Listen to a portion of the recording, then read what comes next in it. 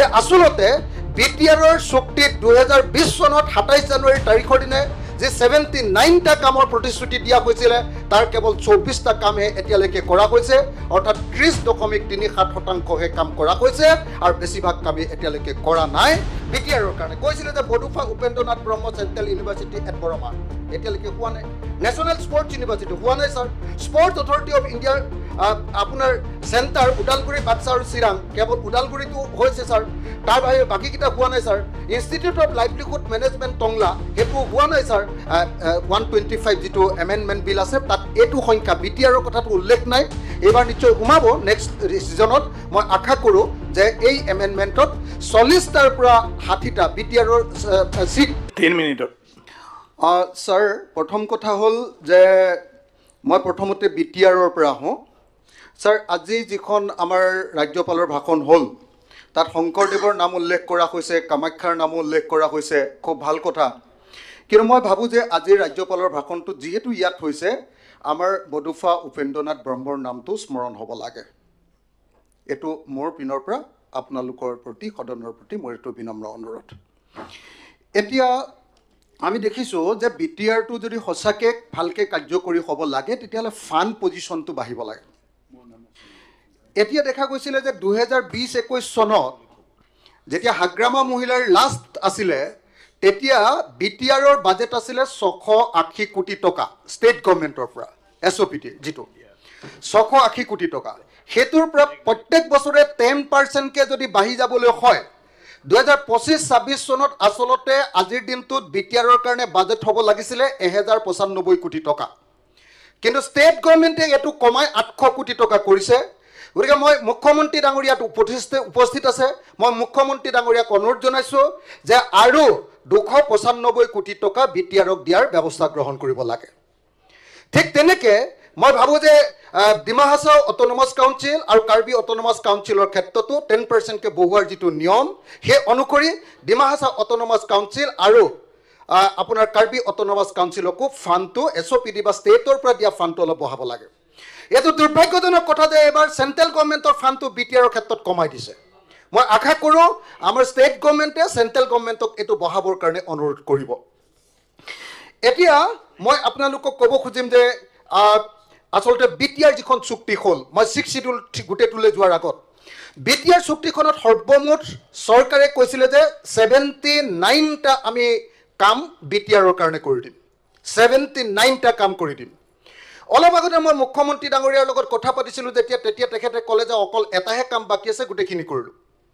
মই দেখিলোঁ যে গোটেইখিনি মই নিজে ইয়াতে একদম ধুনীয়াকৈ বনাই আনিছোঁ ৰিচাৰ্চ কৰি সব মানুহৰ লগত কথা বাৰ্তা পাতি যে আসলতে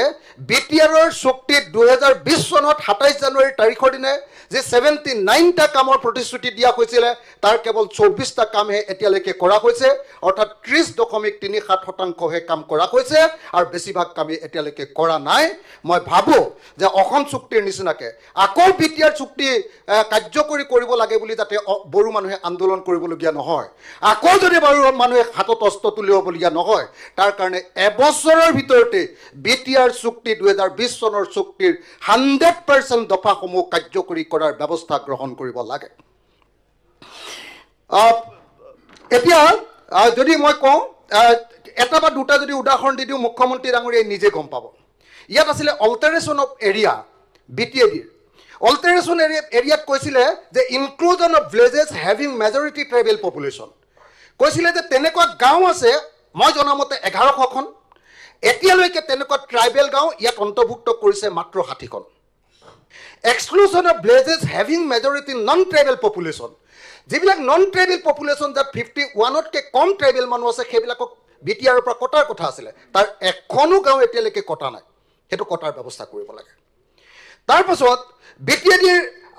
আপোনাৰ কনষ্টিটুৱেঞ্চি 40টাৰ পৰা 60টা কৰাৰ কথা আছিলে 125 যিটো এমেণ্ডমেণ্ট আছে তাত নিশ্চয় এইটো আহিব ইয়াৰ আগৰ আমাৰ ভাৰতৰ কেন্দ্ৰীয় চৰকাৰ লোকসভা আৰু ৰাজ্যসভাত যিটো 125 যিটো এমেণ্ডমেণ্ট বিল আছে তাত এইটো সংখ্যা বিটিআৰৰ কথাটো উল্লেখ নাই এইবাৰ নিশ্চয় সোমাব নেক্সট ছিজনত মই আশা কৰোঁ যে এই এমেণ্ডমেণ্টত 40টাৰ পৰা 60টা বিটিআৰৰ চিট আপোনাৰ MCLAৰ চিটটো 60টাৰ পৰা 80টা নহয় 40টাৰ পৰা 60টা 40টাৰ পৰা 60টা কৰাৰ ব্যৱস্থা গ্ৰহণ কৰিব লাগে এই তিনটাই কাম কৰা নাই এই তিনটাৰ ভিতৰত মই দেখুৱালো যে এটাৰ সামান্য অংক এটা 1100খন গাঁৱৰ ভিতৰত মাত্ৰ 60খন গাঁও এতিয়ালৈকে অন্তৰ্ভুক্ত কৰিছে তাৰ পাছত যদি চাওঁ যে review of power and function of BTC তাত 90টা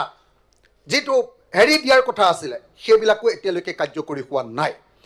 আনহাতে ভাৰতৰ সংবিধানত মানে কি হ'ল এতিয়া কি আটাইতকৈ ডাঙৰ প্ৰব্লেমটো হ'ল বিটিআৰ বা যিকোনো 6 শিডিউল এৰিয়া কাৰ্বি আংলঙে হওক বা ডিমা হাছাও আটাইতকৈ ডাঙৰ প্ৰব্লেমটো হ'ল যে যিটো পইচা আহে কেন্দ্ৰীয় চৰকাৰৰ পৰা অহা পইচাটো আকৌ ৰাজ্য চৰকাৰলৈ আহে ৰাজ্য চৰকাৰে কেইদিনমান তাতে উমনি দিয়ে তাৰপিছত আকৌ বহু দিনৰ মূৰতে আমাৰ বিটিআৰলৈ পঠিয়াই দিয়ে বা কাৰ্বি আংলঙলৈ পঠিয়াই দিয়ে সেইটো ডাইৰেক্টলি দিবৰ কাৰণে 125ত যিটো সংশোধনী আনিব খোজা হৈছে সেই সংশোধনীটো বিসংগতিপূৰ্ণ এই কাৰণে যে ভাৰতৰ সংবিধানৰ আৰ্টিকল 275তে অটোনমাস কাউন্সিল 6 শিডিউল এলেকাবিলাকৰ ফাণ্ডৰ কথাটো আছে কিন্তু 125ত আৰ্টিকল 280 সংশোধন কৰাৰ কথাহে কোৱা হৈছে 280 সংশোধন কৰাৰ কথা কৈছে এটো অকল আমাৰ ডিস্ট্ৰিক্ট কাউন্সিল আমাৰ পঞ্চায়তবিলাক ডিস্ট্ৰিক্ট পঞ্চায়তবিলাকৰ কাৰণে তেতিয়া বিটিআৰৰ মৰ্যাদা হ্ৰাস হ'ব বিটিআৰত আসলতে যি ক্ষমতা দিব খোজা কৈছে সেই ক্ষমতাটো নাইকিয়া হ'ব আৰু মই কেইটামান ইনষ্টিটিউচন বিটিআৰ কি হৈছে কি নহৈছে দুটা তিনটা স্যাৰ আপোনাৰ নিজৰ জনগোষ্ঠীৰ কথা স্যার মোক দুটা তিনটা কথা ক'বলৈ দিয়ক আপুনি 1 মিনিটত শেষ কৰি দিও স্যাৰ মোক এটা কথা 1 মিনিটত শেষ কৰি দিও স্যাৰ সেন্ট্ৰাল গভৰ্নমেন্টে কৰিম বুলি কৈছিলে এডুকেশন এন্ড আদাৰ ইম্পৰ্টেন্ট ইনষ্টিটিউশন বিটিআৰৰ কাৰণে কৈছিলে যে বডুফা উপেন্দ্ৰনাথ ব্ৰহ্ম সেন্ট্ৰাল ইউনিভাৰ্সিটি এট বৰমা এতিয়ালৈকে হোৱা নাই ন্যাশনাল স্পোৰ্টস ইউনিভাৰ্সিটি হোৱা নাই স্যাৰ স্পোৰ্টস অথৰিটি অফ ইণ্ডিয়াৰ আপোনাৰ সেন্টাৰ উদালগুৰি বাক্সা আৰু চিৰাং কেৱল উদালগুৰিটো হৈছে স্যাৰ তাৰ বাহিৰে বাকিকিটা হোৱা নাই sir institute of livelihood management Tangla হেতু হোৱা নাই sir north east regional institute of medical science at Roumari এটো হোৱা নাই স্যাৰ যদি মই এটাকে hotel and tourism management institute এটাকে যদি স্যার কৈ দিও তেতিয়ালে দেখিবলৈ পাব যে বেছি ভাগে থ্যাংক ইউ অথচ মুখ্যমন্ত্ৰী ভাবি আছে যে মই যিমান কিটা কাম কৰিম বুলি কৈছিলো চুক্তিত যিমান কথা আছে তাৰ এটাহে বাকি আছে বুলি তেখেতে মনে মনে ভাবি আছে আজি অলপ আগতে মই কথা পাতোতে এটো কৈছো গতিকে স্যাৰ বিটিআৰ চুক্তি 100% স্যাৰ কাৰ্যকৰী হ'ব লাগিব নহলে আকৌ ইয়াত কিন্তু অস্তৰ জনজননী হ'ব স্যাৰ হেতু আমি নিবিচাৰো স্যাৰ সেইকাৰণে 100% স্যাৰ 100% স্যাৰ ইয়াত না তাৰ কাৰণে আলোচনা কৰিছে আপোনাৰ সাজেশন সেইকাৰণে 100% আপোনাৰ সাজেশনটো দিয়ক কৰিব লাগে স্যাৰ 100% আপোনাৰ সাজেশন सोलोंथाइ बोसोर 2025-26 मायथाइनि थाखाय मोनसे फोसावथाय थिथागुरियाव थानाय मानास पाब्लिक स्कुलाव सोलिगासिनो फरायसाफोरनि थाखाय गोदान मुं थिसननाय नार्सारिनिफ्राय लानानै 9 थाखोसिम फरायसाफोरनि थाखाय दासान्दि मुं थिसननाया सोलिगासिनो दं मानास पाब्लिक स्कुला गुन गोनां सोलोंथाइ होनायजों लोगोसे बेयाव फरायसाफोरनि माखासे खाबुफोरबो दं basic computer education English speaking environment highly skill and qualified teacher गासिबो रोखोमनि गेलेमु गेलेनाय आरो योगा क्लासखौ मोनफागोन लोगोसेनो फरायसुला फरायसुलिफोरनि थाखाय आलादा आलादा हस्टेलनि खाबुबो दं गोसो गोनां फरायसाफोरा मानास पाब्लिक स्कुलाव नार्सारिनिफ्राय 9 थाखोसिम मुंखौ थिसननो हागोन मुं थिसननायनि बागै आबुं बाथ्राखौ मिथिनोब्ला नोंथांमोनहा मानास पाब्लिक स्कुलनि जानबुं नाम्बार 6000489621 नङाब्ला 9706475349 आव थोंजोङै सुलाद लानो हागोन।